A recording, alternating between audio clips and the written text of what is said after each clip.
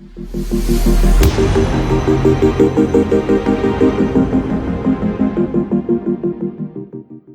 my name is Gibson, and I'm the owner and founder of the Personal Development School. This is your daily breakthrough video, and today I really want to talk about a few healthy habits for the fearful avoidant attachment style. So I only have a short amount of time for the video today, so I'm going to run through a few quick healthy habits, and these are basically important habits that if you're a fearful avoidant attachment style, or if you love somebody who is and you're very close to them and want to, create a few recommendations. These are some really important things that will be a bit game-changing in terms of how to work with your attachment style in a way that actually reprograms some of the patterns on a regular basis going forward. So before I start, one thing I want you to know is that the subconscious mind is programmed through repetition plus emotion. So anything we're repeatedly doing that elicits an emotional response, or anything we repeatedly think about that we link an emotional response to or produces one, is actually going to rewire certain elements of our subconscious mind, okay? So with that being said, repeatedly creating powerful habits that elicit certain emotional responses is its own form of reprogramming, which is really cool. So here's some really great things you can do if this is you. Number one, learn assertiveness training, okay? Learn how to be assertive. Assertiveness and the expression of anger, like outward expression of anger, volatility, extreme emotion, those are not the same thing. I'll hear a lot of people who are fearful avoidant say things like, oh, I know how to stand up for myself when I need to. I can get really angry and I can really tell, people off, or I can really push people away, or that's not assertiveness. That's just anger. And, as a fearful avoidant, you don't want to repress your emotions and then all of a sudden explode, because then we just push people away, or then, we cut people out, or then we do things that aren't actually healthy relationship habits to be participating within. Okay, so this is super important. Learn how to be assertive. So what assertiveness really is, and I'll do a whole separate video on assertiveness in and of itself, is understanding how to speak up in real time about our feelings and needs. And we want to be very approach-oriented and firm without being angry and volatile. So we want to say things like, hey, you know what? A moment ago when you made that comment, I found that really upsetting, and I need you to be more respectful with your language to me next time. I would really appreciate that. Or, hey, when you were 10 minutes late to pick me up, you might not have realized it, and it's not the biggest deal ever, but it actually really hurt me. I would like for you to be more thoughtful next time, or call me ahead of time if you're going to be late. Like, we want to be able to approach what we're feeling and express what we're feeling without blaming, without criticizing, and without anger. And we want to be very direct with our language, but not emotional in our tone. So the language can be strong, like, this was upsetting. I need this to happen in the future, whatever this might be, depending on the situation. And this is non-negotiable, or I will no longer accept that kind of pattern of behavior, and I would like you to know that. Like, we want these very firm, strong words without going, I can't believe you did that. Why? Like, we don't want to have that intense tone, if you can sort of understand the difference. So again, I will put a whole video around that, but what we're really looking to do is learn how to express in the moment, or very soon after the moment, even if it's just a couple minutes later, that's still fine, about what our feelings were regarding a certain situation and what our needs are going forward. And we want to be as specific as possible, and we want to blame as little as possible, or project the image of blame as little as possible. So we want to say, like, you don't want to just say, I need support. You want to say what support is as the need. So I need you to support me by calling me more often, or I need you to support me by asking me more about my day, or by doing things for me sometimes. Whatever it is that you're expressing in terms of the need component, you want to make sure that it's as clear as possible, okay? So I feel, insert emotion, I need, insert need, clarify need. Okay, and that's something you want to practice as often as possible. This is really what assertiveness is about, and we want to use strong language if we need to. We want to be really clean and kind in our tone, really neutral in our tone, quite strong in our language. Okay, and strong in language doesn't mean using bad words or blaming. It just means, like, very direct, very to the point, non-negotiable, unacceptable, these sorts of words, they carry a stronger weight, you will notice. Again, I will make a full video about this in a lot more detail going forward. I hope that's a good initial start. So that's the first thing. We want to learn how to be assertive. We want to learn how to set those boundaries through our feeling and needs statements. Number 2, if you are the fearful avoidant, you need to learn to spend time alone when you're in a relationship. Fearful avoidants have a natural sort of, what's the word? Not predisposition, but just a natural tendency towards codependency.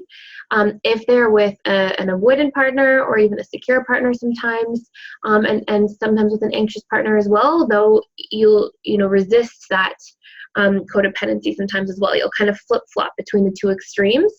So if this is you and you have a natural tendency to sort of lose your identity into a relationship, you have to make sure that you're intentional when it comes to carving out time for yourself to spend time alone. Okay, and spending time alone means like with yourself. So this can mean journaling, this can mean doing your favorite activity, this can mean exercising, this can mean reading, meditating, writing, whatever it is that nourishes your soul, like those feelings that you get when you're doing something and you get so present and it gives you energy back, even though it takes energy to do. Like, for example, painting. Like, for some people that's extremely recharging and you're putting energy into it. You have to focus and do something, but it's really replenishing and nourishing. Whatever those activities are for you, if you are the fearful avoidant in a relationship, you have to make sure that you carve out time each week on a regular basis for those activities that replenish you. If you don't, your relationship will feel it. Okay? If you don't, what that really means is that you'll resent your partner, get frustrated, feel imbalanced, and then the negative patterns of the fearful avoidant will start to emerge, like the volatility, anger, frustration, pushing away harshly, lashing out with words, all that kind of stuff. Okay? The next thing, you want to journal as much as possible. I know journaling isn't for everybody and it's not something that everyone loves to do, but as a general rule, I do notice that a lot of fearful avoidant attachment styles do tend to enjoy journaling. And journaling, I want to put into 2 spaces, like 2 categories that are really important. Number 1, I want you to journal about your needs. And I have a needs list on the Personal Development School website. But besides that, when you're going through your needs, I want you to look at like the different things that happen to you throughout the day that you maybe didn't like, or the things you really did like. And the ones you didn't like, I want you to go, what did I need in that situation to feel better? Or what did I need, or if it was a positive one, what about the situation that was so positive, what needs was it meeting for me? Okay, so what you're doing is what I call needs tracking, and you're connecting yourself to your needs in real time. I'll see a lot of people say to me, I know my needs, I don't need to do needs work, but then, they're kind of assuming what their needs are, as opposed to having real-time experiences and reflecting about what's going on and what they needed in each of the moments throughout the day, or what was meeting their needs that made them so happy. Okay, so you want to do some needs journaling. And part 2, you want to do self-validation journaling. A lot of fearful avoidants can be extremely self-critical, beat themselves up, guilt themselves, shame themselves. And how do we equilibrate that? By actually validating ourselves. As a fearful avoidant, you've got a lot of sort of traumatic imprints in different times in childhood, and that can be, small traumas or large traumas, doesn't make a difference. It matters that the imprint is there and that they become really painful and they become part of our patterning and programming. And so self-validation journaling will help to balance out and reprogram some of that, shaming and self-guilting and self-criticizing and all that kind of stuff. Okay? And when we make a mistake, because we're humans and we want to correct the mistake, not shame and judge and get angry at ourselves for the mistake. That part does not serve. Reflection and correction is beautiful when we make a mistake. It's extremely important. But, one of my favorite quotes is hurt people hurt people. And the idea is that when you're hurting, when you're in pain, you're not going to be the highest expression of yourself, or you're not going to be fulfilling your potential. You're not going to be the kindest, most loving, giving version of yourself. So you're actually more likely to hurt people when you're in a bad spot.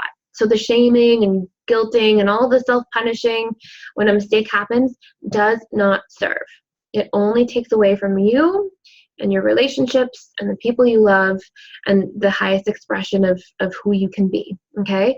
So we want to make a mistake, reflect, notice, correct, understand the patterns that created the mistake or behavior that we didn't like, and then we want to be able to proceed without guilting, shaming, criticizing. And you can catch it in your internal dialogue. Like if you notice that you're doing it, just catch the patterning, those thoughts, and just release them and substitute them with more positive thoughts. If you do that consistently, that in and of itself creates its own reprogramming pattern. If you're not aware of your internal dialogue, like if you're sort of identified with your thoughts a lot and not noticing them, then just keep your validation journal. And just at the end of every day, write 10 to 15 things that you did well today or effectively today or that were kind today, or how you showed up well today in all 7 areas of life: career, financial, mental, emotional, physical, spiritual, social. Okay? Really important stuff to do. Last but not least, see if you can substitute the word sorry for thank you. So if you say, let's say you're late, instead of saying, "So I'm so sorry I'm late, oh my gosh, I'm so sorry," and guilting and shaming and sort of giving yourself a hard time and making yourself feel bad and all that stuff, just say, "Hey, thank you so much for waiting. I really appreciate it." Because sorry is actually upholding subconscious guilt and shame in your subconscious mind. It's basically like reiterating that you should feel badly, that you should feel shame and guilt. And again, because the subconscious is programmed through repetition plus emotion, anything we're repeating that elicits an emotional response keeps weighing in on that programming. So the more we can substitute that stuff for things like, "Hey, thank you so much," or "Hey, I really appreciate that," or, when we're doing that, we're actually, alleviating ourselves of some of that programming being, rewired and rewired and rewired and, still firing and wiring those same neural pathways. And what we're doing instead is we're still acknowledging the other person, but in a positive light. We're still taking accountability and we're still showing up, but just in a positive light. And this doesn't mean, just to be really clear too, this doesn't mean like don't apologize after an argument or if you do something terribly wrong. I just mean for the little things. Like if you're the person who says sorry, 75 times throughout the day, that's a great pattern to correct. And just substituting for a thank you is wonderful. Now, if you have a fight and you do something, yes, you want to apologize and be accountable. But you want to apologize, be accountable, reflect on the mistake, understand the patterns that created it, correct the behavior going forward, do the work, and show up well. You don't want to apologize 97 times over because, again, you're just letting your subconscious mind know that you are guilty, you are bad, you are wrong, and you're more likely actually, and research shows this, to repeat the mistake that you're apologizing for. Okay, so I hope that's helpful. Those are just some initial quick healthy habits for the fearful avoidant attachment style. If you've got a lot out of this video, please like it, share it, subscribe to our channel, please connect. I've got a ton of exciting courses coming out on attachment styles, depression, anxiety, all kinds of stuff. So if you want to get on the early bird waitlist for that, please visit www.personaldevelopmentschool.com and sign up to the early bird price list so that you can reserve early bird prices for yourself when the courses do come out. Thank you so much. Have a wonderful evening.